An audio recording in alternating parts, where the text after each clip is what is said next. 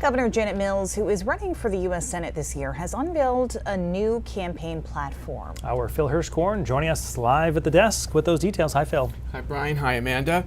Governor Mills is seeking the Democratic nomination in the June primary to face incumbent Republican Susan Collins in November.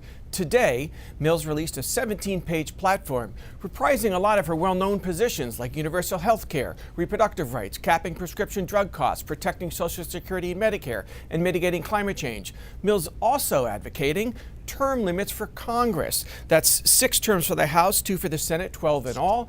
End the Senate filibuster rule. That's the one that requires 60 votes to pass anything. Rejecting ICE funding until reforms are passed. Raise the corporate tax. Impose a new wealth tax, though no rates on those. But here's what Mills told me about the wealth tax.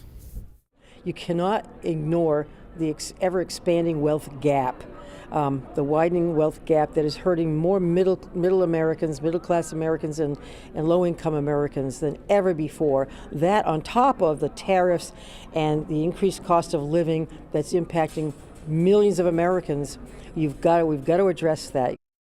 Mills was in Portland this morning for her annual speech to the World Affairs Council of Maine, and she spent most of her time criticizing President Trump's foreign policy and what she called warmongering. She said the month-old Iran war was not authorized by Congress and has no endgame, and she spoke with great concern about Trump's deadline of 8 p.m. tonight for Iran to reopen the Persian Gulf Strait of Hormuz, through which 20% of the world's oil is transported, or face a massive escalation in the war.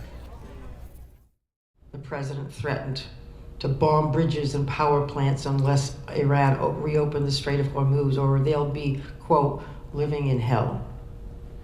Iran has threatened to respond with crushing force.